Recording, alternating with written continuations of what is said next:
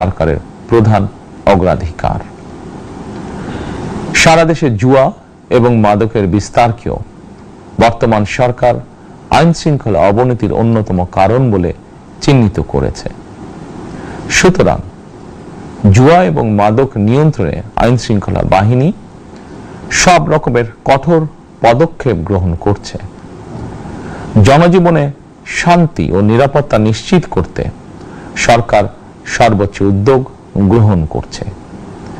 দেশের প্রতিটি সাংবিধানিক এবং সরকারি বেসরকারি প্রতিষ্ঠান চলবে বিধিবদ্ধ নীতি নিয়মে। দলীয় কিংবা রাজনৈতিক প্রভাব, প্রতিপত্তি অথবা জোর জবরদস্তি নয়, আইনের শাসনই হবে রাষ্ট্র পরিচালনার শেষ কথা। প্রিয় দেশবাসী, আগামীকাল থেকে সারা দেশে শুরু হতে যাচ্ছে পবিত্র মাহে রমাদান। আমি দেশবাসীকে পবিত্র মাহে রমাদানের শুভেচ্ছা জানাই। রমাদান আত্মশুদ্ধির মাস। আমরা যদি আত্মশুদ্ধি শব্দটির মর্মার্থ উপলব্ধি করি, তাহলে এই মাসে মানুষের ভোগান্তি বাড়ার কথা নয়। যদিও আমাদের অনেকের মধ্যেই এই মাসটিকে ঘিরে ব্যবসায় অধিক মুনাফা লাভের প্রবণতা লক্ষণীয়। আপনাদের প্রতি আমার বিনীত আহ্বান, রমাদানের পবিত্রতা রক্ষার্থে এই মাসটিকে আপনারা ব্যবসা মুনাফা লাভের মাস হিসাবে পরিগণিত করবেন না। দ্রব্যমূল্য যাতে সাধারণ মানুষের নাগালের বাইরে না যায়, এ ব্যাপারে ব্যবসায়ীরা দয়া করে সতর্ক থাকবেন। হাজারো প্রাণের বিনিময় একটি মাফিয়া সিন্ডিকেটের পতন ঘটিয়ে রাষ্ট্র এবং সরকারের জনগণের অধিকার প্রতিষ্ঠার অঙ্গীকার নিয়েই আমরা রাষ্ট্র পরিচালনার দায়িত্ব গ্রহণ করেছি। বিএনপি সরকার সকল ক্ষেত্রেই অনাচার অনিয়মের সকল সিন্ডিকেট ভেঙে দিতে বদ্ধপরিকর ইনশাআল্লাহ। ক্ষুদ্র মাঝারি কিংবা ছোট বড় সকল ব্যবসায়ীদের প্রতি বর্তমান সরকারের দৃষ্টিভঙ্গি সহজ এবং স্পষ্ট। বর্তমান সরকার ব্যবসায়ী এবং ক্রেতা সাধারণ উভয় স্বার্থ রক্ষা করে প্রয়োজনীয় পদক্ষেপ গ্রহণ করতে চায়।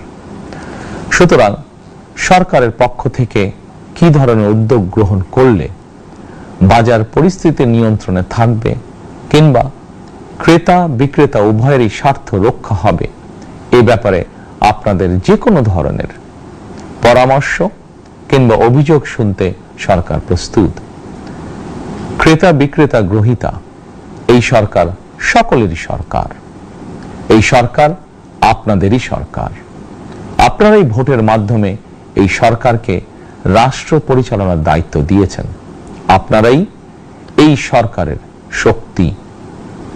প্রিয় দেশবাসী, পবিত্র রমাদান মাসে রোজাদারগণ বিশেষ করে ইফতার, তারাবি, সেহরি এই সময়গুলোতে নিরবিচ্ছিন্নভাবে গ্যাস, পানি ও বিদ্যুৎ সরবরাহ পেতে চান। এই বিষয়টি নিশ্চিত করতে এরই মধ্যে আমি সংশ্লিষ্ট কর্তৃপক্ষকে নির্দেশনা দিয়েছি। অপচয় রোধ করে কৃচ্ছতা সাধন প্রতিটি মুসলমানের ঈমানি দায়িত্ব। অফিস আদালতে বিনা প্রয়োজনে কিংবা প্রয়োজনের অতিরিক্ত গ্যাস, বিদ্যুৎ, পানি খরচের ব্যাপারে সচেতনতা অবলম্বন করাও ইবাদতেরই অংশ বলেই আমি মনে করি। দেশের সকল সরকারি বেসরকারি কর্মকর্তা কর্মচারী এবং জনসাধারণের প্রতি কৃচ্ছতা সাধনের আহ্বান জানানোর আগে আমি সরকারের মন্ত্রী এবং বিএনপি সংসদ সদস্যদেরকে দিয়েই একটি দৃষ্টান্ত স্থাপন করতে চেয়েছি।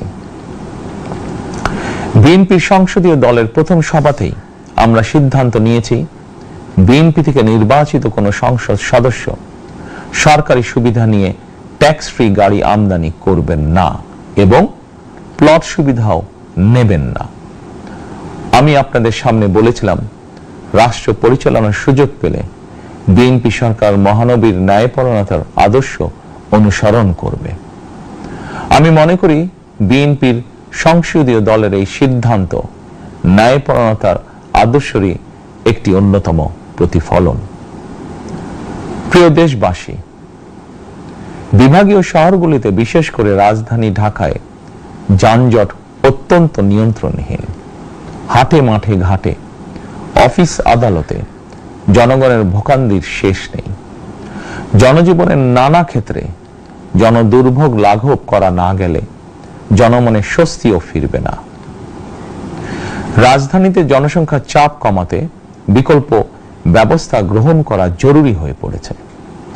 মানুষ তার নিজ জেলায় কিংবা নিজের বাসা বাড়িতে থেকেও যাতে সহজভাবে সঠিক সময়ে অফিস আদালত ব্যবসা বাণিজ্য করতে পারেন, সেই লক্ষ্যকে সামনে রেখেই সারা দেশে রেল যোগাযোগ ব্যবস্থা ঢেলে সাজানোর উদ্যোগ নেওয়া হচ্ছে।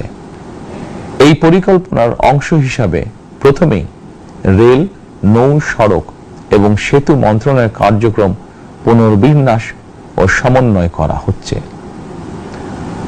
আমরা মনে করি সারা দেশে রেল যোগাযোগ ব্যবস্থার সহজ, সুলভ এবং নিরাপদ করা গেলে একদিকে যেমন জনগণের শহর কেন্দ্রিক বা নগর কেন্দ্রিক নির্ভরতা কমবে, অপরদিকে পরিবেশেরও উন্নতি হবে। প্রিয় দেশবাসী, আমাদের চারপাশে সমস্যার শেষ নেই, তবে সমস্যার পাশাপাশি সম্ভাবনাও কিন্তু কম নয়। আমাদের বৃহৎ জনগোষ্ঠীকে যদি আমরা দক্ষ জনশক্তিতে রূপান্তরিত করতে পারি, তাহলে এই জনসংখ্যাই হবে আমাদের জনসম্পদ। আমরা নিজেদেরকে দক্ষ করে গড়ে তুলতে পারলে শুধু বাংলাদেশই নয়, বিশ্ব বাজারও আমাদের জন্য উন্মুক্ত। তথ্য প্রযুক্তির সিঁড়ি বেয়ে বিশ্ব এখন কৃত্রিম বুদ্ধিমত্তার যুগে প্রবেশ করেছে।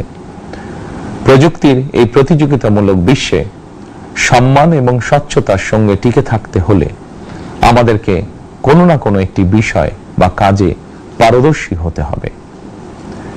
দেশের কোটি কোটি শিক্ষার্থী এবং তরুণ যুবশক্তির উদ্দেশ্যে বলতে চাই, মেধায়, জ্ঞানে, বিজ্ঞানে নিজেদেরকে যোগ্য করে গড়ে তোলার জন্য যত রকমের সহযোগিতা দেওয়া যায় সব রকমের সহযোগিতা দিতে বর্তমান সরকার প্রস্তুত। কর্মসংস্থান এবং কর্ম পরিবেশ নিশ্চিত করার সুনির্দিষ্ট অঙ্গীকার নিয়ে বর্তমান সরকার যাত্রা শুরু করেছে।